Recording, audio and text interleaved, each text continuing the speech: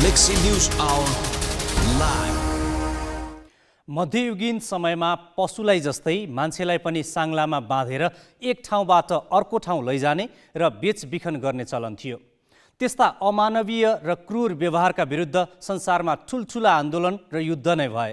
त्यसैको परिणामस्वरूप अहिले व्यक्तिको स्वतन्त्रता र आत्मसम्मान भन्दा ठुलो केही छैन भन्ने मान्यता संसारभर स्वीकार गरिएको छ। तर पनि कहिले रोजगारी दिने नाममा त कहिले अरू प्रलोभन र परिबन्धमा पारेर मान्छेको व्यापार भइरहेको छ। रोजीरोटी र सामाजिक सुरक्षा दिने काम राज्यको हो। राज्यको यही अक्षमतामा टेकेर मान्छेको व्यापार गर्ने गिरोह फस्टाइरहेको छ। कतै वैदेशिक रोजगारीका नाममा खुलेआम यस्ता क्रियाकलाप भइरहेका छन् त कतै बेहोस बनाउने औषधिले लठ्याएर महिलासँगै पुरुष पनि बेचिएका छन्। प्रविधिको प्रयोग र अन्तर्देशीय खुलापनले मान्छे बेच्ने धन्दालाई झन् सजिलो बनाएको छ। गाउँ बस्ती र सहरका गल्ली गल्लीमा छरिएका एजेन्टदेखि व्यापारी र नीतिगत तहमा प्रभाव पार्न सक्ने उच्च पदाधिकारी समेत यो धन्दाबाट लाभान्वित भइरहेका छन्। ग्यालेक्सी न्युज आवरमा आज हामी यो युगमा पनि मान्छेको मोलतोल गरी एक ठाउँबाट अर्को ठाउँ पुर्याउने र स्वामित्व हस्तान्तरण गर्ने धन्दाका आधुनिक आयाम र विधि केलाउने छौँ। साथै जसको श्रम र पसिनाबाट प्राप्त रेमिटेन्स चल्छ उसैको भोट किन चल्दैन भन्ने प्रश्नको जवाफ पनि खोज्नेछौँ।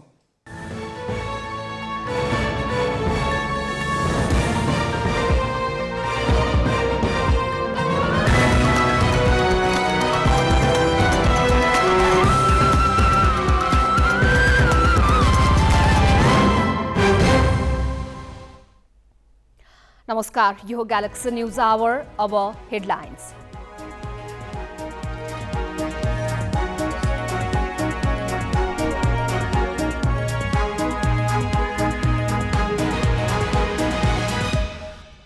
वैदेशिक रोजगारीका नाममा मानव बेचबिखन गर्ने जालो सक्रिय।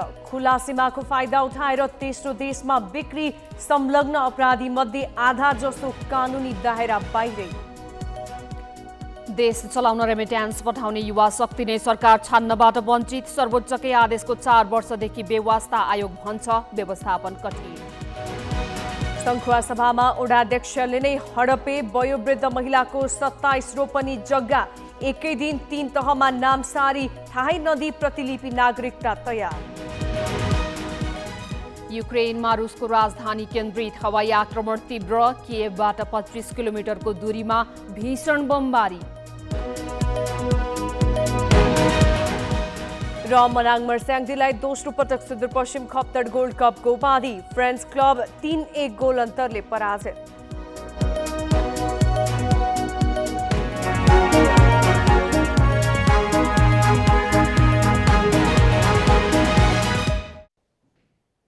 नेपाली महिला र बालबालिकालाई गाउँ गाउँबाट फकाएर सहर ल्याउने र त्यहाँबाट पनि जबरजस्ती यौन व्यवसायमा लगाउन भारतका कोठी पुर्याएर बेच्ने तरिका पुरानै हो।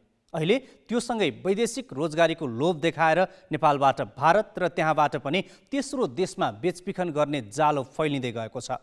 केही वर्ष यता मानव बेचबिखनका घटनाबारे प्रहरीमा उजुरी परे पनि अनुसन्धानमा जटिलता र राज्य संयन्त्रमै कारोबारीको प्रभावका कारण कारबाहीको दायरामा निकै कम परेका देखिन्छन्। गरिबीबाट मुक्ति पाउने आशामा नुवाकोटकी 13 वर्षीय नमिता साथीहरूसँग काठमाडौँ आइन्।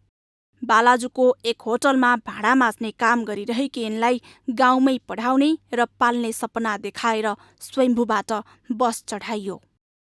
बसमा बान्ता नहुने औषधि भनेर बेहोस पार्ने औषधि खुवाइयो। नमिता लट्ठिइन्। जब उनको आँखा खुल्यो नुवाकोट होइन भारत पुर्याएकी रहेछन्। बेहोस बनाएर भारत पुर्याउने उनकै माइला काका र काकी थिए। 3 वर्षको उमेरमा आमाले छाडेर गइन्। बाबुले अर्की श्रीमती ल्याए। खान लाउन धौधौ थियो। त्यसैले बालखैमा होटलमा काम गर्न आइपुगेकी अवोधलाई काका काकीले 10,000 भारूमा कोठीमा बेचिदिए। उनी रोइन्, चिच्याइन्, तर उनको क्रन्दन कसैले सुन्नेवाला थिएन। म बसिने यो ठाउँमा यस्तो भयो, मलाई दुःख पायो, न मेरो बाउ आमा देख्न पाऊ। मेरो आमा कहाँ होला, मैले सानोदेखि देखेको छैन। धेरै मेरो आमालाई याद आउँथ्यो अनि रुन्थ्यो अनि आमाले सानैमा छोडेर गएको छ भनेर उसले धेरै नै माया गर्थ्यो अनि निकालेको उसले। काका काकी त निर्दयी बने भने कोठीमा उनको आँसु कसले पुछिदिनु। दिनमै 25 जनासम्मको यौन चाहना पूरा गर्नका लागि तयार हुनु पर्यो। 5 तले घर भाडामा लिएर यौन धन्दा चलाउनेहरू नेपाली नै थिए। 2 वर्ष कोठी नम्बर 511 कश्मीरी बिल्डिङमा बित्यो। त्यसपछि कोठी नम्बर 64 पुर्याइयो। त्यसको 2.5 वर्षपछि कोठी नम्बर 40 अनि फेरि कोठी नम्बर 64 मै। कोठी फेरिए पनि उनको दर्द फेरिएन। कोठीमा यौन चाहना पूरा गराउन आउने ग्राहकमा नेपाली पनि थिए। उनले एकजना नियमित नेपाली ग्राहकसँग आफूलाई त्यो पिजडाबाट निकाल्न अनुनय गरिन्। ती ग्राहकले सहयोग गरे। तिनैसँग कपडा किन्न जाने बहानामा नमिता कोठीको नरकीय जीवनबाट 2076 असोजमा उम्किन सफल भइन्। नेपाल आएपछि उनी चुप बसिनन्। आफूलाई कोठीमा पुर्याउने काका काकीलाई सजाय दिलाइन्। यसमा उनलाई गैर सरकारी संस्थाले सहयोग गरे। मोरङकी विपना अर्की पात्र हुन्। 9 वर्षको उमेरमा आमा दोस्रो विवाह गरेर हिँडिन्। घरमा कुटपिट र दुर्व्यवहार सहन नसकेपछि विपनाले मोरङकै एक होटलमा काम गर्न थालिन्। सशस्त्र प्रहरीका एक जवानले जीवनसँगै बिताउने सपना देखाए। विपना गर्भवती भइन्। छोरा जन्माइन्। तर ती जवानले धोका दिए। छोराको भरणपोषणका लागि काम गर्न कुवेत पुगिन्। 7 वर्षपछि फर्किएकी विपनाको अर्घाखाँचीका मानव तस्कर मधु श्रेष्ठसँग भेट भयो। उनले मायाजालमा पारेर राम्रो कमाई हुने भनी भिजिट भिसामा दुबई पठाए। तर 1,30,000 खर्चेर गएकी विपना अर्को नरकमा पुगिछन्। 1 अरबीको बलात्कारमा पो परिन्। मधुले 15,000 रियलमा बेचेको विपनाले पछि मात्रै थाहा पाइन्। मलाई भने मेरो हात दुखेछ, मलाई यस्तो तनाव भयो, मेरो अनुहार पुरै सुनिन्थ्यो। त मुखबाट जब ब्लड जान्थ्यो तब कि मेरो फेस सबै सुनिन्थ्यो क्या। अनि त्यहाँदेखि त्यसो भनेर उसले पैसा दिएन, मलाई दिन्न भनेर भन्यो। तँलाई त्यत्रोमा किनेर पनि लिएर आउनु, अझै पैसा दिनु छैन पैसा भनेर भने। बेचिएको 3 महिनापछि 2078 असार 8 मा गैर आवासीय नेपाली सङ्घको सहयोगमा उनको उद्धार भयो। नमिता र विपना चेलीबेटी तस्करीका प्रतिनिधि उदाहरण मात्र हुन्। यी उदाहरणले बेचबिखनका बदलिदो आयाम देखाउँछ। बेचबिखनमा परेका महिलाहरूले भोग्ने दुःख, दर्द र प्रताडना एकै खाले हुन्। उनीहरूलाई समाजमा पुनस्थापना हुन सहज छैन। पहिलो स्रोतको रूपमा, दोस्रो ट्रान्जिटको रूपमा, तेस्रो गन्तव्य मुलुकको रूपमा आज त्यो तीनै तरिकाले चाहिँ हाम्रो नेपाल भूमि प्रयोग भइरहेछ भनिसकेपछि कति विकराल अवस्था छ। पहिले नेपाली महिला पैसाको प्रलोभनमा भारतका कोठीमा बेचिन्थे। अहिले भारतको बाटो हुँदै तेस्रो मुलुक पुर्याइन्छ। राम्रो रोजगारीको प्रलोभनमा अन्य मुलुक पुर्याइने नेपाली महिलाहरूलाई यौन धन्दामा लगाउने गरिएको छ। शिक्षा, रोजगारी र महिला सशक्तिकरण र महिला सहभागिता यी कुराहरूमा जोड दिनु चाहिँ आवश्यक छ जस्तो लाग्छ मलाई। र यो आज गर्यो भने यसको प्रतिफल अर्को 10 वर्षमा देखेला। आजको भोलि नै समाधान गर्ने। त्यसले गर्दा अहिले भनेका विभिन्न चरणहरूमा हामीले काम गर्नुपर्ने हुन्छ र दीर्घकालीन रूपमा एउटा गर्ने भयो भने अल्पकालीन रूपमा तुरुन्तै यस्तो अवस्थामा परेका दिदीबहिनीको उद्धार पुनर्स्थापना कसरी गर्ने त्यो राज्य पनि अगाडि आउनु पर्यो। गैर सरकारी क्षेत्र मात्रै लागेर पनि भएन। 3 वर्ष अघि Mumbai, Islamabad, Cairo, Abu Dhabi, Dubai लगायत शहरबाट 932 महिला तथा बालिकाको उद्धार गरिएको थियो। प्रहरीको मानव बेचबिखन ब्युरोका अनुसार पछिल्लो 10 वर्षमा महिला तथा बालिका बेचबिखनमा 2800 उजुरी परेका छन्। अशिक्षा, कमजोर आर्थिक अवस्था र खराब घरायसी वातावरणका कारण घर छाडेर हिँडेकालाई दलालहरूले सहजै विदेश पुर्याएका थुप्रै घटना छन्। मानव बेचबिखन तथा ओसार पोसार नियन्त्रण ऐन 2064 ले पनि मान्छे किन्ने र बेच्ने दुवैलाई 20 वर्षसम्म कैद र 2 लाख जरिवाना तोकेको छ। अन्य कानुनमा पनि सजायको व्यवस्था छ, तर ती कानुनहरूको प्रभावकारी कार्यान्वयन नहुँदा विश्वको तेस्रो सङ्गठित अपराध मानव बेचबिखनमा कमी आउन सकेको छैन। क्यामेरामा रिकेश सिंह र सञ्जय घिमिरेका साथमा शिखा श्रेष्ठ, ग्यालेक्सी 4K, काठमाडौँ। देशमा नियम छ, कानुन पनि छ, तिनको कार्यान्वयन गर्ने निकायहरू पनि नभएका होइनन्। तर मान्छेको व्यापार गर्नेहरूको जालो तोड्नु निकै चुनौतीपूर्ण देखिएको छ। निकै कम घटनामा मात्र प्रहरी र अदालतसम्म पुगेका छन्। राज्य संयन्त्रसम्म पुगेका घटनामा पनि सबै पीडितले न्याय र पीडकले सजाय पाएका छैनन्। पछिल्ला 3.5 वर्षमा 619वटा बेचबिखनका घटनामा कानुनी कारबाही भएको छ। त्यसमा संलग्न सबै कानुनको कठघरामा आएका छैनन्। ठुलो सङ्ख्याका अभियुक्त अहिले पनि फरार सूचीमा छन्। हेरौँ यो विवरण। नेपाल प्रहरीको तथ्याङ्क हेर्ने हो भने गत साउनदेखि माघसम्मका 6 महिनामा 91वटा बेचबिखनका घटना अदालतसम्म पुगेका छन्। यसमा 126 जना बेचिएका वा बेच्ने प्रयास गरिएका पीडित छन्। यीमध्ये 121 जना महिला हुन् भने 5 जना पुरुष। उनीहरूलाई बेचबिखन गर्ने कार्यमा संलग्नताको आरोपमा 78 जना पुरुष र 23 जना महिला गरी 100 जना पक्राउ परेका छन्। यस्ता अपराधमा संलग्न मध्ये 67 जना फरार छन्। अघिल्ला 3 वर्षको तथ्याङ्क हेर्दा मानव बेचबिखन सम्बन्धी 528वटा मुद्दा दर्ता भएका छन्। ती घटनामा 89 पुरुषसहित 707 जना पीडित भएका छन्। उनीहरूलाई बेचबिखन गर्ने कार्यमा 1161 जना संलग्न रहेको प्रहरी अनुसन्धानले देखाएको छ। तीमध्ये 468 जनालाई प्रहरीले अझै पक्राउ गर्न सकेको छैन। देशमा कानुन नभएको होइन। मुलुकी अपराध संहितादेखि मानव बेचबिखन सम्बन्धी विशेष कानुन कार्यान्वयनमा छन्। अपराधको प्रकृति हेरी विद्युतीय कारोबार ऐनदेखि सङ्गठित अपराध सम्पत्ति शुद्धिकरणसम्मका कानुनको सहयोगमा यस्ता अपराध नियन्त्रण गर्न सकिन्छ। तर यसमा नयाँ नयाँ आयाम र तरिकाबाट अपराध हुँदैछन्। यसको जालो झन्झन फैलिँदैछ। मानव बेचबिखनको समस्या किन बढ्दैछ र न्यूनीकरणका प्रयास किन प्रभावकारी भइरहेका छैनन् भनेर ग्यालेक्सी संवाददाता शिखा श्रेष्ठले अपराध शास्त्री विनय झालाई सोधेकी छन्। त यो टोटल प्याटर्न तपाईँको कस्तो छ भने समाजमा को चाहिँ गरिब छ हैन, कसको फ्यामिली फङ्सनल छैन, कसले को आफ्नो खुट्टामा उभिएको छैन, कसको मान्छे लगेर बेच्दा उसले अदालतमा उजुर गर्न सक्दैन हैन, कसको पहुँच छैन, पावरसँग एक्सेस छैन। त्यसको अपोजिट फेरि जो ट्राफिकरहरू छन् उनीहरूको राम्रो पहुँच छ। उनीहरूको एडमिनिस्ट्रेसनमा, उनीहरूको ब्युरोक्रेसीमा, उनीहरूको पोलिटिकल एप्रोच छ लोकल लिडरसँग।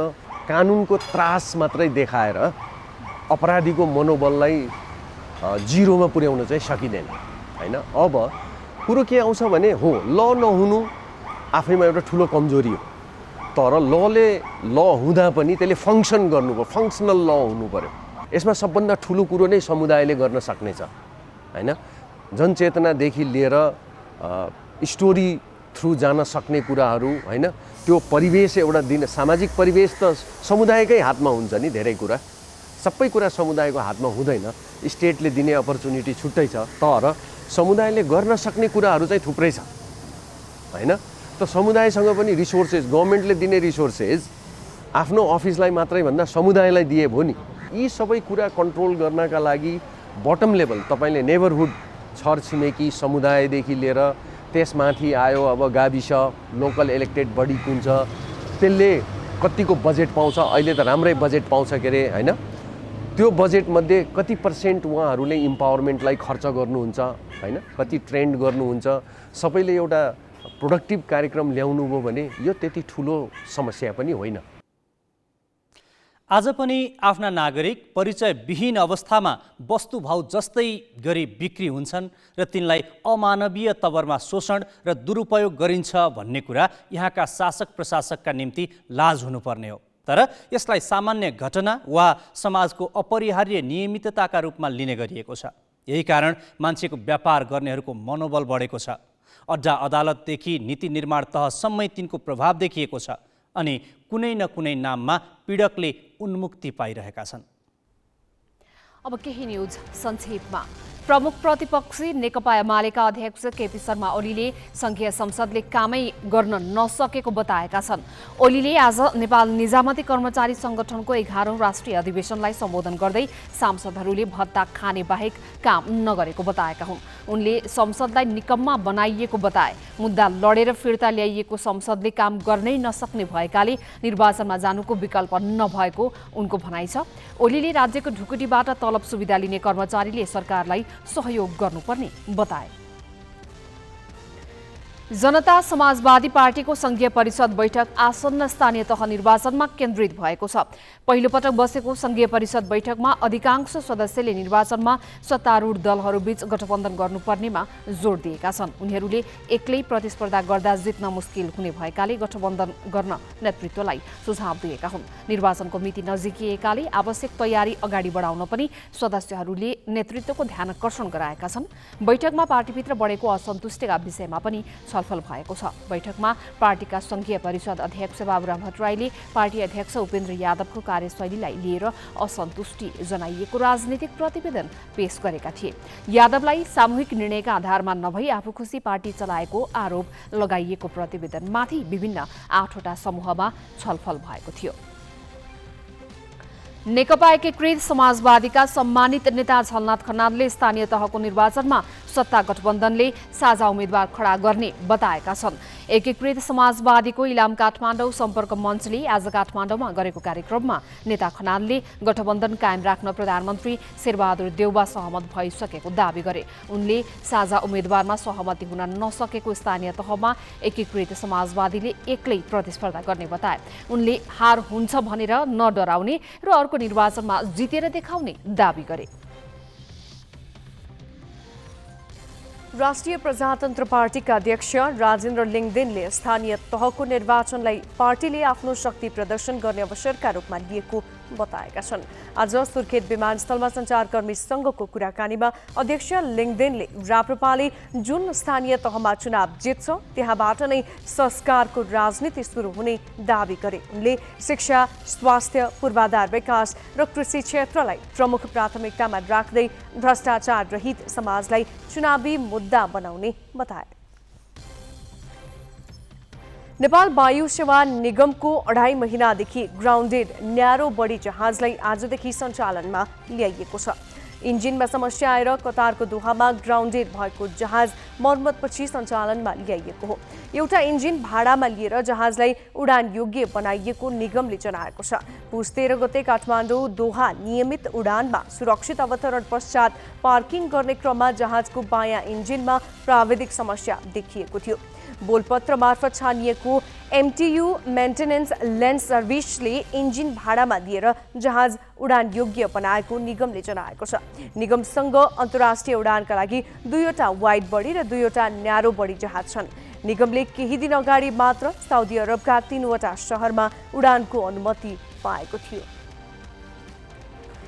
वैदेशिक रोजगारमा रहेका नेपालीलाई मतदानमा सहभागी गराउने विषय लामो समयदेखि बहसको विषय बन्दै आएको छ।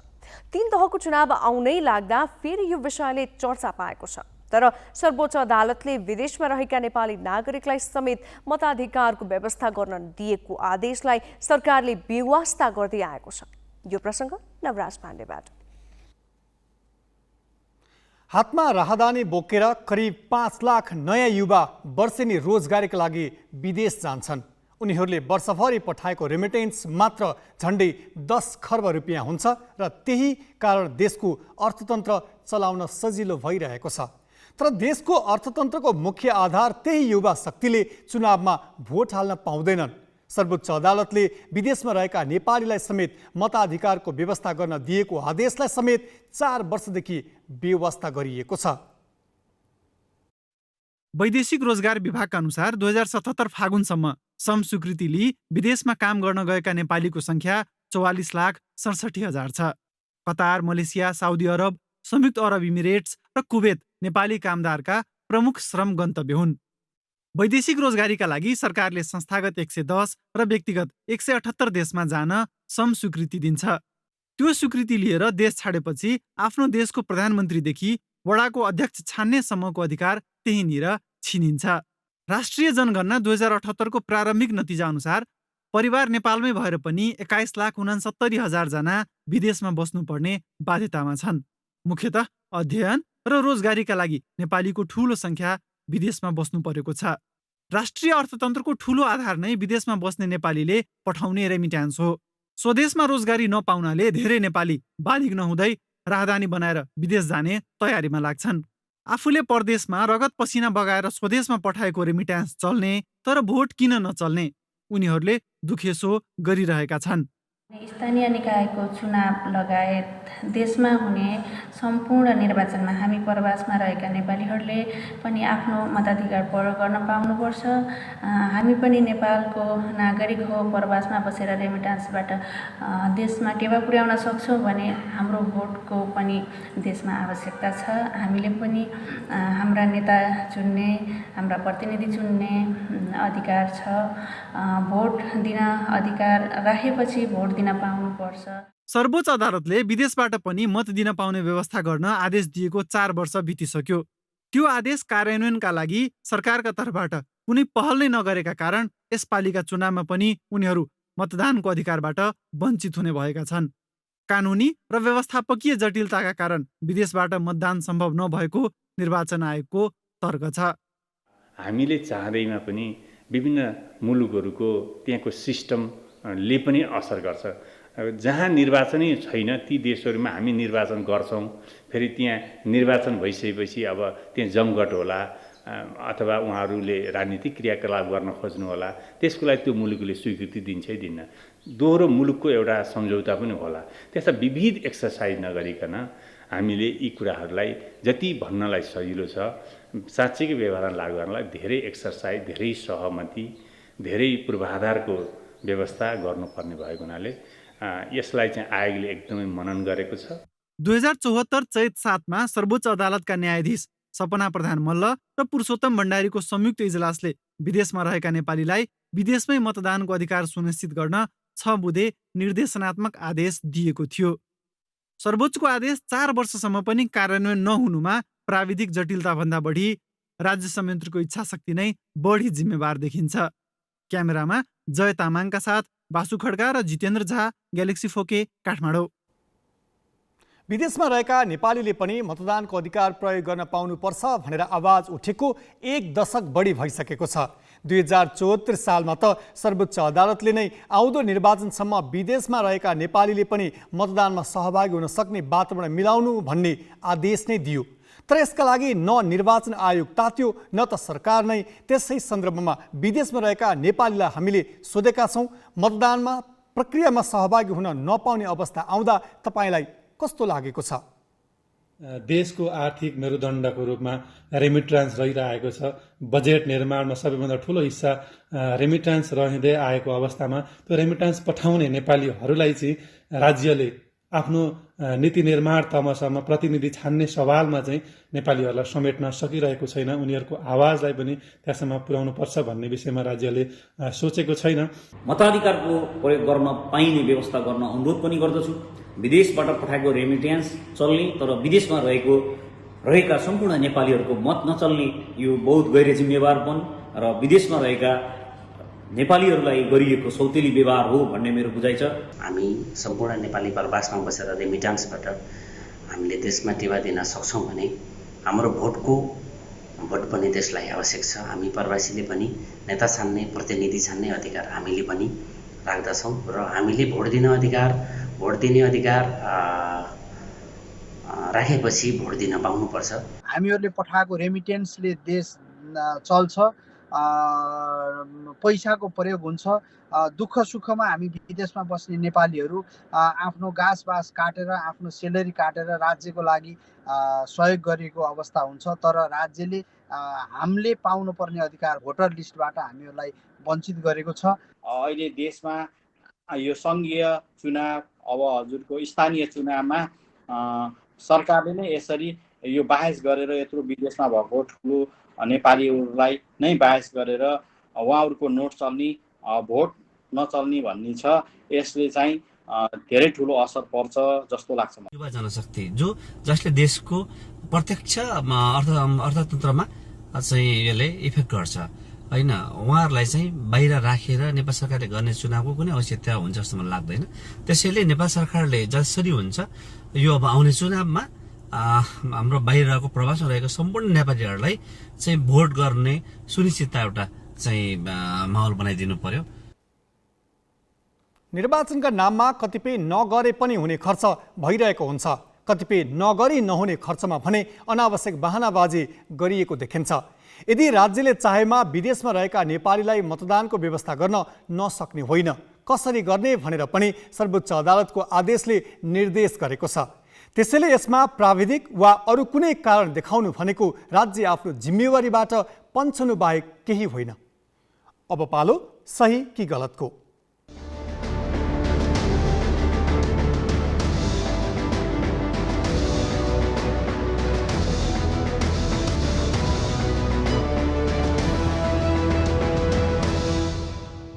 सही कि गलतमा हिजो हामीले सोधेको प्रश्न थियो, भ्रष्टाचार अभियोगमा 2वटा मुद्दा खेपिरहेका निर्माण व्यवसायी महासङ्घका अध्यक्ष रवि सिंहसँग एउटै मञ्चमा काँध जोडेर बस्ने प्रधानमन्त्री शेरबहादुर देउवाको शैली कस्तो लाग्यो? ग्यालेक्सी एपमा सहीको पक्षमा 5% र गलतको पक्षमा 95% मत प्राप्त भएको छ। मत व्यक्त गर्नुहुने सम्पूर्ण दर्शकलाई धन्यवाद। अब आजको प्रश्न, विदेशमा बस्ने नेपालीलाई भोट हाल्ने व्यवस्था गर्न निर्वाचन आयोगले कानुनी र व्यवस्थापकीय जटिलताका कारण देखाउनु सही हो कि गलत? तपाईले आफ्नो मत ग्यालेक्सी 4K TV एपमा गएर राख्न सक्नुहुन्छ। यसको अन्तिम परिणाम भोलिको न्युज आवरमा प्रसारण गरिनेछ। Galaxy app Google play store र एप स्टोरबाट डाउनलोड गर्न सक्नुहुन्छ। अब केही न्युज संक्षेपमा। रुसले युक्रेनमा राजधानी किएभ केन्द्रित आक्रमण तीव्र पारेको छ। किएभको उत्तर पश्चिम क्षेत्रबाट रुसी सेनाका जत्था युक्रेनको राजधानीतर्फ अगाडि बढेका छन्। युक्रेनमा राजधानीको केन्द्रबाट 25 किलोमिटर टाढाका क्षेत्रमा रुसी सेनाबाट भीषण आक्रमण भइरहेका छन्। यस्तै खार्किभ, चेर्निहाइभ, सुमी र मारियोपोल शहरहरू रुसी सेनाले घेरेको सञ्चार माध्यमले जनाएका छन्। रुसको मध्यपूर्वी शहर डेनिप्रो र पश्चिमी लुत्स्क र इभानो फ्रान्स्किभको एयरफिल्डहरूमा रुसी सेनाले कब्जा गरेको बताइएको छ। आक्रमणका कारण मारियोपोलबाट निकासा रोकिएपछि अवस्था नाजुक बनेको छ। सुदूरपश्चिम खप्तड गोल्ड कपको उपाधि मनाङ मर्साङ्गी क्लबले जितेको छ। धनगढी रङ्गशालामा आज भएको फाइनलमा फ्रेन्ड्स क्लबलाई 3-1 गोल अन्तरले हराउँदै मनाङ मर्साङ्गी दोस्रो पटक खप्तड गोल्ड कपको च्याम्पियन बनेको हो। मनाङले खेलको 22औं मिनेटमा दिनेश राजवंशीको फ्री किक गोल मार्फत अग्रता बनायो। मनाङले पहिलो हाफमा 1-0 को अग्रता लिएकोमा फ्रेन्ड्सले दोस्रो हाफको सुरुमै बराबरी गोल फर्कायो। उसका लागि 51औं मिनेटमा जमौल एन्थोनी फ्रान्सकोइसले गोल गरेका थिए। यसपछि मनाङले आक्रामक रूपमा खेल्यो। उसका लागि 72औं मिनेटमा ओलावाली र इन्जुरी समयमा मौसा बगानाले गोल गरेका थिए। मनाङले पुरस्कार स्वरूप ट्रफी र 21 लाख रुपैयाँ जितेको छ। दोस्रो भएको फ्रेन्ड्सले 10 लाख प्राप्त गरेको छ। मोफसलको सर्वाधिक पुरस्कारको प्रतियोगितामा 10 टिमले प्रतिस्पर्धा गरेका थिए। घरेलु टोली झापा 11 झापा गोल्ड कपको फाइनल प्रवेश गरेको छ। आज भएको सेमिफाइनल खेलमा सङ्कटा क्लबलाई 2-0 गोल अन्तरले हराउँदै झापाले फाइनल यात्रा तय गरेको हो। दुवै गोल बिमल घरती मगरले गरे। उनले खेलको 16औं र 58औं मिनेटमा गोल गरेका हुन्। झापाले उपाधिका लागि सोमबार त्रिभुवन आर्मी क्लबसँग प्रतिस्पर्धा गर्नेछ। झापा गोल्ड कपको फाइनलमा आर्मी र घरेलु टोली चौथो पटक आम्ने सामने हुने भएका हुन्। यसअघिका फाइनलमा 3 पटक आर्मी विजयी भएको थियो। नेपाल क्रिकेट सङ्घ क्यानले काठमाडौँमा हुने 1 दिवसीय र त्रिदेशीय T20 सिरिजको खेल तालिका सार्वजनिक गरेको छ। आज सार्वजनिक तालिका अनुसार नेपालले पपुवा न्यू गिनीसँग 2 खेलको 1 दिवसीय सिरिज चैत्र 11 र 12 गते खेल्नेछ। खेल त्रिवी मैदान कीर्तिपुरमा हुनेछ। त्रिवी मैदानमै नेपालले पपुवा न्यू गिनी र मलेसियासँग त्रिदेशीय T20 सिरिज खेल्नेछ। यो सिरिज चैत्र 14 देखि 21 गतेसम्म खेलाउने तालिका छ। 3वटै देशले एक अर्को देशसँग 2-2 खेल खेल्नेछन्। फाइनल 21 गते हुनेछ। आफ्नो पद र अधिकारको दुरुपयोग गर्न चाहेमा एउटा वडाध्यक्षले केसम्म गर्न सक्छ भन्ने कुराको दृष्टान्त सङ्खुवा सभामा देखिएको छ, जहाँ एक वयोवृद्ध महिलालाई वृद्ध भत्ताका लागि सहजीकरण गरिदिने नाममा भएको सम्पत्ति नै हडपेको पाइएको छ। थप विवरण गौतम रेग्मीबाट। स्थानीय सरकार आएपछि आँगनबाटै सहज रूपमा सेवा पाउने विश्वास गरेका नागरिक आफ्नै जनप्रतिनिधिबाट ठगिएका छन्। भोट दिएर जिताएकै जनप्रतिनिधिले जालसाजी गरेर 27 रोपनी जग्गा खाइदिएपछि सङ्खुवा सभा भोट खोलाकी बिममाया तामाङ चरम पीडामा छिन्। अहिले कृत्य गरेर जग्गा ठगी गरेको आरोपमा वडाध्यक्ष, मालपोतका कर्मचारी सहित संलग्न 7 जना प्रहरी नियन्त्रणमा छन्। भोटखोला गाउँपालिका 4 की 74 वर्षीय बिममाया तामाङले आफैले भोट हालेर जिताएको अभिभावक तुल्य प्रतिनिधिबाट घात होला भनेर सोचेकी थिइनन्। तिनै प्रतिनिधि भक्षक निस्किएपछि उनी अहिले प्रहरी कार्यालयमा धाउन अभिशप्त छिन्। वडाध्यक्ष किङसाङ भोटेले वृद्ध भत्ता मिलाइदिने आश्वासन दिएर खाँदबारी ल्याएर आवश्यक कागजमा ल्याप्चे लगाउन लगाएका थिए। त्यो त झुक्किआएर उनको सम्पत्ति हडप्ने प्रपञ्च पो रहेछ। कोठामा लगाऊ यहाँ उता भन्नु यही व्यक्ति चाहिँ होइन कान देखाउनु आएर यो चित्कार पार्नु उभिएर लु यहाँ उता भएन उभिदियो मैले लित्त भएर आफ्नो आँखाले के देख्छु ए फोटो खिचेछ नि फोटो खिचेको अनि के गर्नु यहाँदेखि त फोटो खिचेर लु भयो काम भन्नु के काम भयो भयो त अब आफूलाई थाहा छैन मैले भनेको भापु। बिममायाले प्रहरी गुहारेपछि अहिले वडाध्यक्ष भोटेसहित 7 जना पक्राउ परेका छन्। फागुन 25 गते पक्राउ परेका उनीहरूलाई 5 दिन हिरासतमा राखेर अनुसन्धान गर्न अदालतले आदेश दिएको छ। वडाध्यक्ष भोटेसहित सोही ठाउँका सुरेन्द्र तामाङ, मालपोतका नायब सुब्बा महेन्द्र पराजुलीको पनि संलग्नता देखिएको प्रहरी अनुसन्धानबाट खुलेको छ। वडाध्यक्ष भोटेले बिममायाको नाममा रहेको 2वटा कित्ताको 27 रोपनी जग्गा आफन्त कल्पना भोटे, पासाङ शेर्पा र स्थानीय सुरेन्द्र तामाङकी श्रीमती निमा लाजुङ भोटेको नाममा संयुक्त रूपमा नामसारी गराएका हुन्। हाम्रो दिदीहरूको खासको जग्गामा चाहिँ अब यो जग्गा चाहिँ पहिले अब बुढाबाउको नाममा थियो होइन। यो बुढाबाउको जग्गा चाहिँ अब दिदीको नाममा चाहिँ अब हामीले नामसारी गर्नुपर्छ भनेर हामीले यो कुराहरू उठाइरहेको थियौँ हामी दाजुभाइमा उठाउँदाखेरि के भयो भन्दाखेरि चाहिँ अब हामीले त्यो कागजपत्रहरू सबै बनाउन खोजिरहेको थियो। खोज्दाखेरि अब के भएछ भने अब वडाध्यक्षले चाहिँ अब हात पार्नु भएछ। त्यो हात पारिसकेपछि उहाँ मार्फत चाहिँ अब दिदी लिएर आउनुपर्छ भन्ने कुरा पनि भएको रहेछ त्यहाँबाट। हुन्छ अब हामी दिदी लिएर नै जान्छु भनेर चाहिँ अब हामी त्यहाँ दिदीकोमा पुग्दाखेरि अब दिदी चाहिँ अब त्योभन्दा अलिकति अगाडि नै यता खातबारीतिर लिएर थुप्रै कागजपत्रहरू भत्ता दिन्छु, भत्ताको कार्ड बनाउँछु भनेर ल्याउनु भएको रहेछ। घटनाक्रम हेर्दा फागुन 1 गते बिममायाको नागरिकताको प्रतिलिपि निकालिएको छ। 2 गते उनका बुवाको नाममा रहेको जग्गा बिममायाको नाममा गरी त्यही दिन अरू 3 व्यक्तिको नाममा नामसारी गरिएको देखिन्छ। वडाध्यक्ष सुरेन्द्र तामाङ र मालपोत कर्मचारीको बिचमा छलफल भएर चाहिँ एउटा योजना बनिसकेपछि यस जग्गालाई नामसारी गर्नलाई आवश्यक पर्ने डकुमेन्टहरू वडा चाहिँ खातबारीमै रहेको अवस्थामा खातबारीमै बसेर गरेको देखिन्छ र यो 1 गते चाहिँ नागरिकता बनाउने नागरिकताको प्रतिलिपि बनाउने काम 1 गते भएको छ र 1 गते नै जग्गाको नामसारीको लागि आवश्यक पर्ने डकुमेन्टहरू जम्मा गरेर चाहिँ मालपोत कार्यालयमा बुझाइएको अवस्था छ र 2 गतेमा चाहिँ सबै जग्गाहरू नामसारी भई सम्बन्धित नामसारीबाट चाहिँ अन्य 2 जना व्यक्तिको नाममा चाहिँ ती जग्गाहरू चाहिँ के भएको देखिन्छ भन्दा चाहिँ रजिस्ट्रेसन पास गरेको देखिन्छ। यस हिसाबले हेर्दाखेरि यो काम यति चाँडो भएको छ कि यो कतैबाट थाहा हुन्छ कि भन्ने हिसाबमा एकदम तीव्र गतिमा यो काम सम्पन्न भएको देखिन्छ। यो जग्गा 1068 मेगावाट क्षमताको माथिल्लो अरुण जलविद्युत आयोजना निर्माण हुने क्षेत्रमा पर्छ। आयोजनाले यस क्षेत्रमा मुआब्जा बापत ठुलो रकम खर्चाउँदैछ। सोही मुआब्जा हत्याउन वडाध्यक्ष भोटेले यो चाल रचेको प्रहरीको अनुमान छ। ग्यालेक्सी फोकेका लागि सङ्खुवा सभाबाट खेवाहाङ मेवाहाङको रिपोर्ट। पत्रकारिता समाजको ऐना भने पनि यसका छुट्टै परिधि छन्।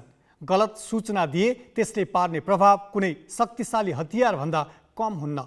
तर प्रविधिको विकाससँगै अनलाइन पत्रकारितामा आएको बाढीले नियमनमा चुनौती थपिदिएको छ।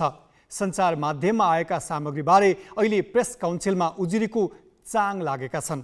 हरेक दिन जसो आइरहने ती उजुरी अनलाइनमा प्रकाशित भएका सामग्रीले व्यक्तिको निजी जीवनमा पारेको असरमा बढी केन्द्रित छन्। आम सञ्चार क्षेत्रको नियामक प्रेस काउन्सिल नेपालले साउन यता मात्रै 127 अनलाइनलाई नेपालभित्र सञ्चालन हुन नसक्ने व्यवस्था गर्न नेपाल दूरसञ्चार प्राधिकरणलाई पत्राचार गरेको छ। कारण ती अनलाइनले पत्रकारिताको न्यूनतम मर्यादा नागेर व्यक्तिको चरित्र हत्या, मानहानि र प्रतिष्ठामा आँच आउने सामग्री प्रकाशित गरेको काउन्सिलको अध्ययनले देखाएको थियो। ठ्याक्कै यो अङ्कमा हुँदा धेरै प्रतिशत चाहिँ अनलाइनकै विषयमा उजुरीहरू परेका छन् र विगतमा पनि अनलाइनकै विषयमा चाहिँ बढी उजुरी पर्ने गरेको अनुभव हामीसँग छ। यो चाहिँ अनुसन्धान गर्ने क्रममा पनि हामीले हेर्दाखेरि एकाध रूपमा कहिलेकाहीँ त्यसो मात्रै हो, नत्र प्रायः सबै नै पछि सत्य तथ्य नै त्यस्ता समाचारहरू परेका उजुरीहरू सत्य तथ्य नै देखिँदै आएका छन् अहिलेसम्मलाई।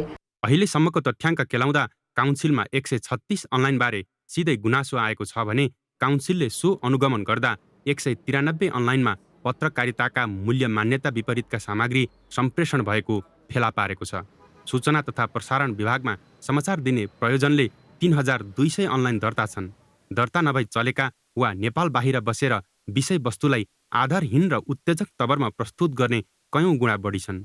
अनलाइन माध्यम जसले जतिखेर पनि खोल्न पाउने र कतै जिम्मेवार र जवाफदेही हुनु नपर्ने जस्तो भएको छ। यो सङ्ख्यात्मक रूपमा अनलाइनहरूको वृद्धि हुँदै गर्दाखेरि यहाँले भने जस्तै ती इथिक्सको पालना कतिसम्म भयो भनेर चाहिँ एउटा ठुलो रिसर्च गर्नुपर्ने अवस्थामा हामी पुगेका छौँ। त्यसले गर्दा अल्पकालीन रूपमा आचार संहिताको व्यापक प्रचलन र दीर्घकालीन रूपमा चाहिँ कोर्स र यो इन्स्टिट्युसनहरूको चाहिँ व्यापकता, कोर्समा यो पत्रकारिता कन्टेन्ट थप्ने कुरा र त्यो पढाउने संस्थाहरू भनौँ न विद्यालयसम्म जान सकिन्छ, त्यो संस्थाहरूको व्यापकता भयो भने मलाई लाग्छ सुधार आउँछ।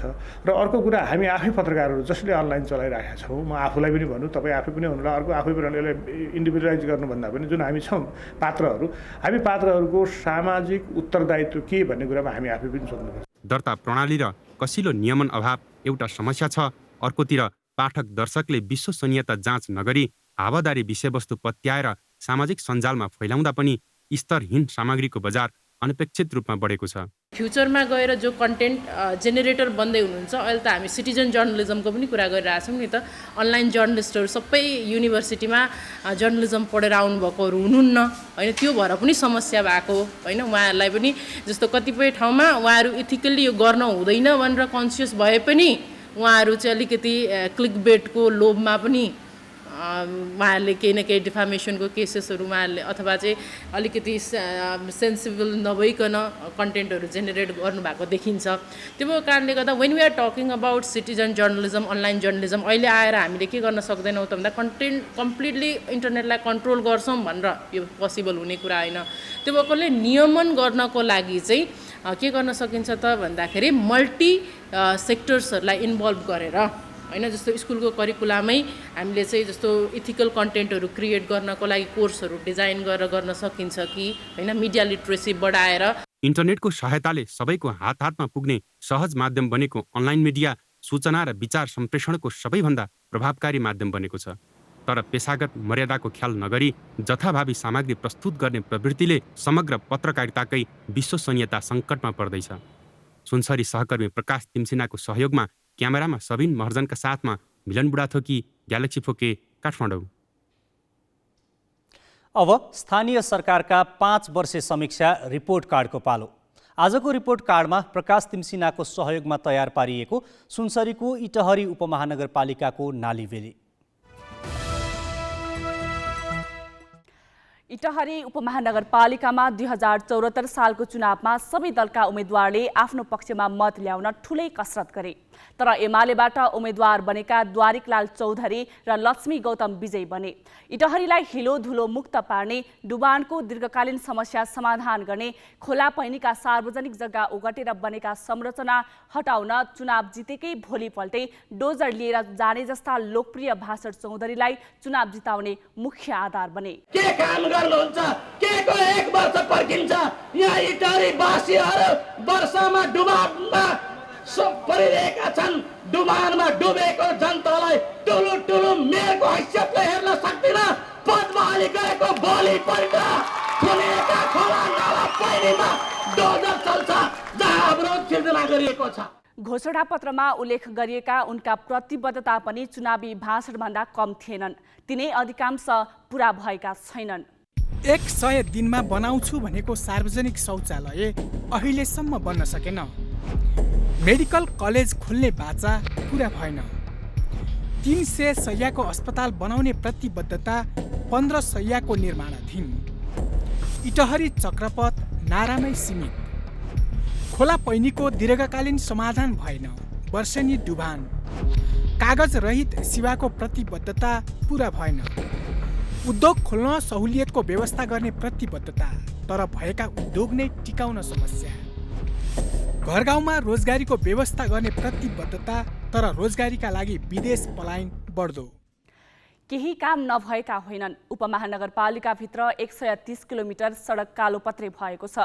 इटहरीको मुख्य समस्या रहेको फोहोर मैला व्यवस्थापन गरी बायोग्यास निकाल्ने अन्तिम तयारी भइरहेको छ। सबै वडामा आधारभूत स्वास्थ्य चौकी र वडा कार्यालय भवन बनेका छन्, तर घोषणापत्रमा उल्लेख भएका काम भने अलपत्रै छन्। नगर प्रमुख द्वारिकलाल चौधरीले घोषणापत्र अनुसार काम गर्न नसक्नुको दोष भने प्रदेश र संघीय सरकारमाथि थोपरेका छन्।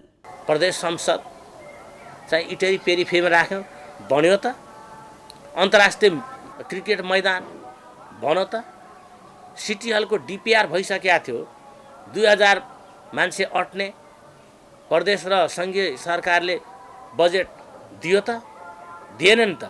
तालतलिया धेरै पटक मुख्यमन्त्रीको टिमले भ्रमण गर्यो नि त। तालतलैयामा प्रदेश सरकारले एउटा सिनको भाँच्यो त, भाँचेन नि त। उपमहानगरले 5 वर्षमा गरेका कामप्रति स्थानीय खुसी छैनन्। हचुवाका भरमा घोषणापत्र बनाउने प्रवृत्तिले नागरिकमा निराशा बढेको छ। जनतालाई चुनावको समयमा छारो हाल्ने गरी घोषणापत्र बनाउने तर काम गर्ने तदारुकता नहुँदा इटहरीमा चाहे जति विकास नभएको उनीहरूको भनाइ छ। उहाँहरूले घोषणापत्रमा लेख्नुभएका कति कुराहरू पुरा भयो भन्ने कुरो त उहाँले नै त्यो म्याथमेटिकली हेर्दा हुन्छ हैन। घोषणापत्र अब त के लाग्न थाल्यो भने फेरि चुनाव आउन आँट्यो। अब घोषणापत्रमा अब लेख्न बाँकी रह्यो भनेको स्वर्ग जाने सिँढी चन्द्रमा जाने सिँढी मात्रै, किनभने धेरै कुरा लेखिँदो रहेछ। म चाहिँ घोषणापत्र बनाउने प्रकाशक र लेखकलाई धन्यवाद दिन्छु। घोषणापत्रका अनुसार मात्रै कार्यान्वयन गरिदिने हो भने पनि जनतालाई धेरै चाहिँ विश्वास बढ्थ्यो। चौधरी 22,689 मत ल्याएर नगर प्रमुखमा विजयी भएका थिए भने उनका निकटतम प्रतिद्वन्दी नेपाली काङ्ग्रेसका रोहित प्रसाईले 19,985 मत ल्याएका थिए। यस्तै उपप्रमुखमा एमालेकै लक्ष्मी गौतम 21,842 मतसहित विजयी भएकी थिइन् भने काङ्ग्रेसकी बिमला ढकालले 18,352 मत प्राप्त गरेकी थिइन्।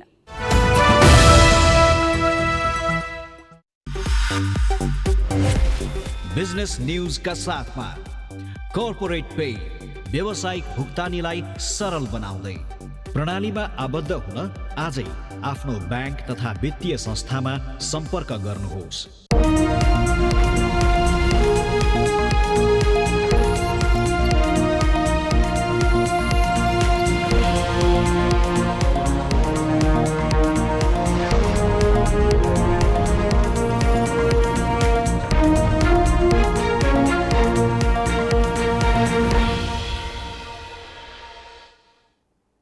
माघ पहिलो सातादेखि घट्दो क्रममा रहेको शेयर बजारमा यो साता हरियो भयो। साताको सुरुदेखि स्थिर रहेको नेप्से बिहिबार 52 अङ्कले बढ्यो, जसका कारण साताको नेप्सेमा वृद्धि देखियो। प्राविधिक रूपमा पनि अब यो बजार बढ्ने सङ्केत देखिएको छ, तर बैङ्कहरूको ब्याज दर बढाए भने नेप्से फेरि दबावमा पर्ने देखिन्छ। लगानी योग्य रकम अभाव र उच्च ब्याज दरले शेयर बजार माघ पहिलो सातादेखि घट्दो क्रममा थियो। फागुन लागेपछि ब्याज दर पनि बढ्यो। राष्ट्र बैङ्कले मार्जिन प्रकृतिको कर्जामा कडाई गर्यो, जसका कारण बजार थप दबावमा पर्यो। तर पछिल्लो साता बैङ्कमा निक्षेप 11 अर्बले बढ्यो, जसले गर्दा नेप्सेको ओह्रालो यात्रामा ब्रेक लागेको विश्लेषण गरिएको छ। खास गरी विकास बैङ्कहरूको शेयर मूल्यले नेप्सेको ओह्रालो यात्रालाई रोकेको हो। विकास बैङ्क समूहको सूचक 3% भन्दा बढी बढ्यो। यो साता नेप्से 19.86 अङ्कले बढ्यो। नेप्से 2567 बिन्दु नजिक पुगेको छ। लगानीकर्ताको सम्पत्ति 29 अर्ब बढेर 36 खर्ब 37 अर्ब कायम भएको छ। कारोबार रकम भने खुम्चिएको छ। 4 दिनमा जम्मा 10 अर्ब 16 करोड रुपियाँको शेयर किनबेच भएको छ। साताको चार्ट विश्लेषणमा नेप्से बढ्ने सङ्केत देखिएको छ। खास गरी आरएसआई ओभरसोल्ड जोनमा पुगेकाले लगानीकर्ताले खरिद बढाउन सक्ने देखिन्छ। बैङ्कहरूले ब्याज दर नबढाए नेप्सेको वृद्धिमा सघाउ पुग्नेछ। यस्तै स्थानीय तहको चुनाव र वर्षको अन्त्यमा बढ्ने सरकारी खर्चले पनि बजारमा सकारात्मक प्रभाव पार्ने विश्लेषण गरिएको छ। तर 2 महिनादेखिको घट्दो ट्रेन्डलाई ब्रेक गरि नसकेकोले नेप्से कता जान्छ भनेर ठोकुवा गर्ने स्थिति भने छैन। बिजनेस ब्युरो, ग्यालेक्सी फोके, काठमाडौँ। नेपाली बजारमा सुनको भाउ लगातार महँगिएको छ। बुधबार अहिलेसम्मकै उच्च बिन्दुमा पुगेको सुनको मूल्य बिहिबारबाट भने केही घट्यो, तर तोलामा लाखभन्दा तल आउन अझै कति कुर्नुपर्ने हो थाहा छैन। सुनसँग थुप्रै सांस्कृतिक सम्बन्ध भएको नेपाली समाजलाई यो महँगीले निकै पिरोलेको छ। के सुन सधैँ यसरी नै महँगिएला? अमेरिकी राष्ट्रपति रिचार्ड निक्सनले भियतनाम युद्धकै बीच 2028 साउन 31 गते ब्रेटन वुड्स सम्झौता भङ्ग गरेको घोषणा गर्दा 1 औँस सुनको भाउ $35 थियो। त्यति बेला संसारभर जति सुन उत्खनन भएको थियो लगभग त्यति नै सुन त्यसपछि उत्खनन भएको छ। तर सुनको भाउ भने त्यसयता 60 गुणासम्म बढिसकेको छ। कोरोना महामारीले सताइरहेका बेला 2077 साउन 23 मा सुनको भाउ सर्वाधिक $2075 प्रति औँस पुगेको थियो। त्यो दिन नेपालमा सुनको भाउ तोलाकै 1,03,500 रुपियाँ थियो। फागुन 24 गते अन्तर्राष्ट्रिय बजारमा सुनको मूल्य फेरि $2070 भन्दा माथि उक्लियो। त्यसको भोलिपल्ट नेपाली बजारमा नयाँ कीर्तिमान राख्दै सुन 1,05,500 रुपियाँमा कारोबार भयो। यो फागुनमा मात्रै सुनको भाउ 10,400 रुपियाँको तलमाथि भइसकेको छ। पोहोर साउनमा एक महिनामै सुनको मूल्यले 11,300 रुपियाँको उतार चढाव भोगेको थियो। यद्यपि सुन सधैँ महँगी रहने चाहिँ होइन। नेपालमा आधिकारिक तथ्याङ्क नपाइए पनि अन्तर्राष्ट्रिय बजारको आँकडाले वर्षौँपछि सुनको भाउ पुरानै स्तरमा फर्किएको देखाउँछ। 2036 पछि बढेको सुनको भाउ 20 वर्षपछि 2056 भदौ 9 मा फेरि उही बिन्दुमा फर्किएको थियो। त्यसपछि 12 वर्षसम्म सुन महँगिएको महँगै भयो र प्रति औँस $252 बाट $1921 पुग्यो। अहिले पनि 19 महिनापछि सुनको भाउ पुरानै उचाइमा फर्किएर केही घटेको छ। सुनलाई संसारभर सबैभन्दा सुरक्षित लगानी मानिन्छ। अहिले विश्वभर 2 देखि 2.5 लाख टन हाराहारी सुन रहेको अनुमान छ। यसमध्ये 46% जति गरगहना र सजावटमा प्रयोग भएको छ। 17% विश्वभरका केन्द्रीय ब्याङ्कहरूले सञ्चित राखेका छन् भने 22% जति सुन निजी लगानीकर्ताको स्वामित्वमा छ। युद्धका खतरा मडारिन थाल्दा सम्पत्ति सुरक्षित गर्न संसारभरका केन्द्रीय ब्याङ्क र निजी लगानीकर्ताले पनि सुन थुपार्न थाल्छन्। यसले सुनको मूल्य महँगी नै गरेको छ। अहिले युक्रेन युद्धले सुनको भाउ उचालेको हो।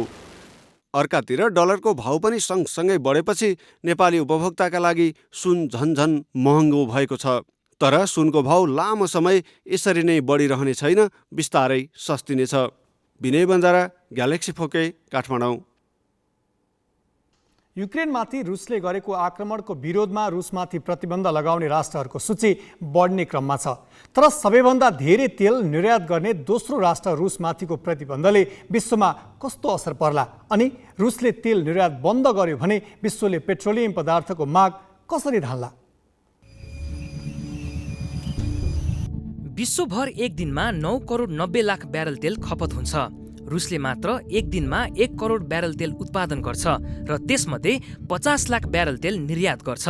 साउदी अरेबिया पछि सबैभन्दा धेरै तेल निर्यात गर्ने दोस्रो राष्ट्र रुस हो। रुसबाट निर्यात बन्द भयो भने के होला भन्ने चिन्ता विश्व बजारमा छ। विश्वका 48 देशले रुसबाट कच्चा तेल खरिद गर्छन्। रुसबाट सबैभन्दा तेल खरिद गर्ने राष्ट्र चीन हो।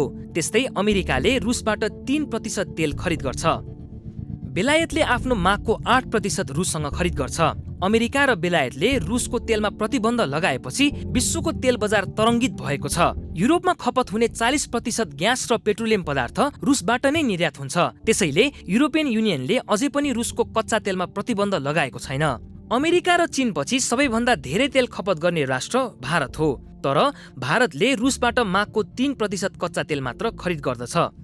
विश्व बजारमा रुसको तेल आपूर्ति प्रतिस्थापन गर्न सहज छैन, जसको प्रत्यक्ष असर विश्व बजारमा परिरहेको छ। गत वर्ष प्रति ब्यारल $80 रहेको कच्चा तेल हाल प्रति ब्यारल $115 पुगिसकेको छ। तर रुसमाथि अझै प्रतिबन्ध लगाउँदै जाने हो भने प्रति ब्यारल $200 सम्म पुग्ने दाबी विश्लेषकहरूको रहेको छ। जति जति रुसमाथि प्रतिबन्ध बढ्दै जान्छ त्यति नै तेलको अन्तर्राष्ट्रिय मूल्य बढ्दै जाने निश्चित छ।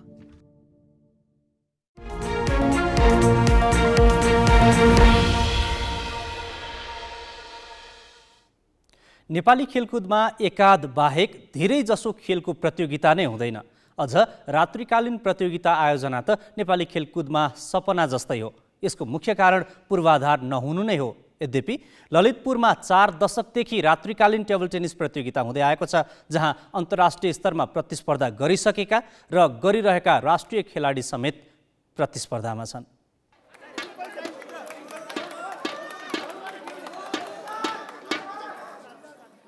आजभन्दा करिब 30-35 वर्ष पहिले ललितपुरका टोलटोलमा सिमेन्टका बोर्डमा रात्रिकालीन टेबल टेनिस प्रतियोगिता हुने गरेको थियो, जुन क्रम आज पनि भङ्ग भएको छैन। सुरुवातको परम्परा जस्तै आज पनि ललितपुरमा रात्रिकालीन प्रतियोगिता हुने गरेको हो। आधुनिक र्याकेटको अभावमा सक्नेले काठको, नसक्नेले जुत्ता र चप्पललाई नै र्याकेट बनाएर आफ्नो टोलको प्रतिनिधित्व गर्थे, आत्मीयता साँड्थे, रमाइलो गर्थे। त्यही माहौल आज प्रतियोगिताका रूपमा विकसित भएको छ। यति बेला ललितपुर टेबल टेनिस सङ्घले तेस्रो ललितपुर महानगरपालिका मेयर कप टेबल टेनिस प्रतियोगिता गरिरहेको छ। पछिल्लो 3 संस्करण ललितपुरका मेयरको नामबाट हुने गरेको हो, तर यसको इतिहास भने लामो र रोचक छ। 36-37 सालमा यस्तै गेम हुन्थ्यो। त्यो बेला धेरै मान्छेहरू हेर्न आउँथ्यो। यो माहौल जस्तो होइन कि एउटा बोर्डमा मात्र खेल्छ, त्यो पनि सिमेन्टको बोर्ड, टिभीहरू आएको रहन्छ। त्यो बेला हामी 6 बजेतिर टोलको मान्छेहरू सबै त्यो म्याच हेर्न जाउँ भनेर जान्छौँ। यो माहौलमा खेल्ने भनेको जब म पहिला खेलेँ नि, फर्स्ट गेम खेलेँ बेला खुट्टा काम्यो, मास धेरै छ, हाउ धेरै छ। बच्चाहरू इन्करेज हुन्छ कि यो टुर्नामेन्ट हेर्दाखेरि बच्चाहरूले भोलिदेखि ब्याट समात्छ। 2032-33 सालतिर सुरु भएको रात्रिकालीन टेबल टेनिस प्रतियोगिताले ललितपुरबाट धेरै राष्ट्रिय खेलाडी जन्मायो। त्यसमध्येका एक हुन् राजेन्द्र कपाली, जो अहिले राष्ट्रिय टिमका प्रशिक्षक छन्। उनी पन्नाकाजीहरू जस्ता त्यति बेलाको रात्रिकालीन टेबल टेनिस खेलेको देखेर यसमा लागेका हुन्। 2036 पछि मुलुकमा प्रजातन्त्र प्राप्तिका लागि सुसुप्त रूपमा सुरु भएको जनआन्दोलन 2046 को पृष्ठभूमिले अन्य क्षेत्र जस्तै खेलकुद पनि प्रभावित भयो। रात्रिकालीन टेबल टेनिस प्रतियोगिता पनि सुस्तायो। करिब 3 दशकपछि 2075 मा कपाली सहितको टिमले फेरि पुरानै शैलीमा प्रतियोगिता आयोजनाको जमर्को गरे। खेलाडी भन्दा बढी भ्यू छ।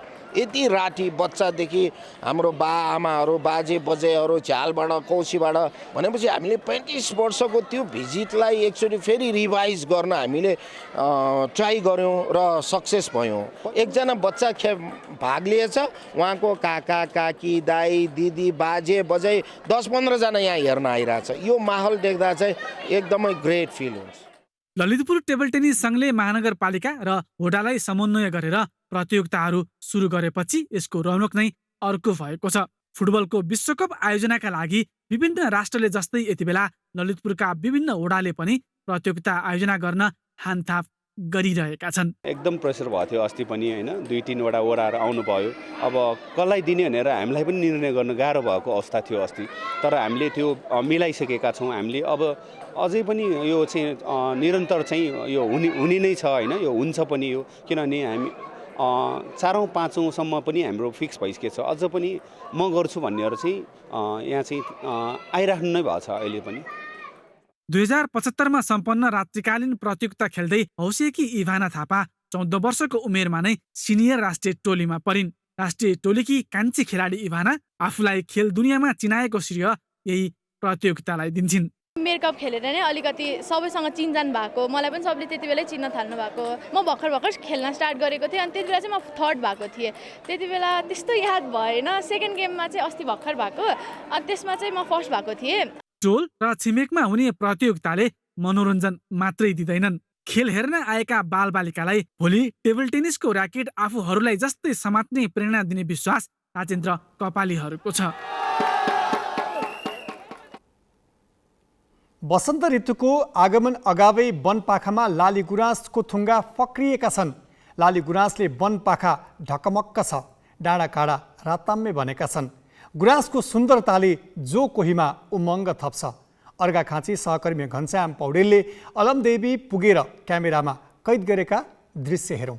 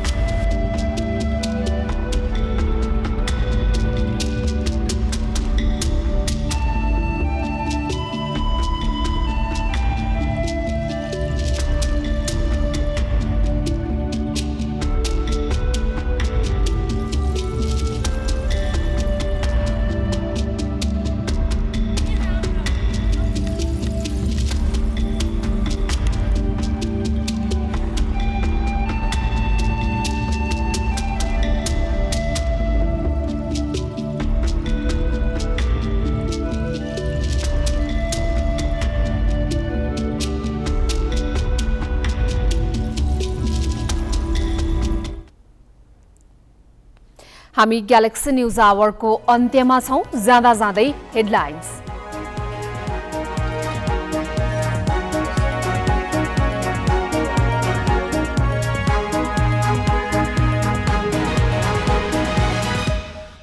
वैदेशिक रोजगारीका नाममा मानव बेचबिखन गर्ने जालो सक्रिय। खुल्ला सीमाको फाइदा उठाएर तेस्रो देशमा बिक्री। संलग्न अपराधी मध्ये आधा जसो कारबाहीको दायरा बाहिरै। देश चलाउन रेमिट्यान्स पठाउने युवा शक्ति नै सरकार छान्नबाट वञ्चित। सर्वोच्चकै आदेशको 4 वर्षदेखि बेवास्ता। आयोग भन्छ व्यवस्थापन कठिन। सङ्खुवा सभामा वडाध्यक्षले नै हडपे। वयोवृद्ध महिलाको 27 रोपनी जग्गा एकै दिन 3 तहमा नामसारी। थाहै नदी प्रतिलिपि नागरिकता तयार। युक्रेनमा रुसको राजधानी केन्द्रित हवाई आक्रमण तीव्र। कियेभबाट 25 किलोमिटरको दूरीमा भीषण बमबारी। र मनाङ मर्स्याङदीलाई दोस्रो पटक सुदूरपश्चिम खप्तड गोल्ड कपको उपाधि। फ्रेन्ड्स क्लब 3-1 गोल अन्तरले पराजित।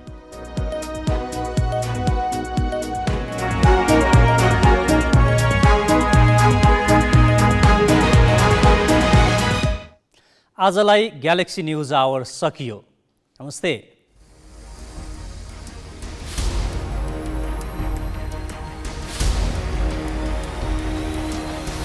This is Galaxy News Hour Live.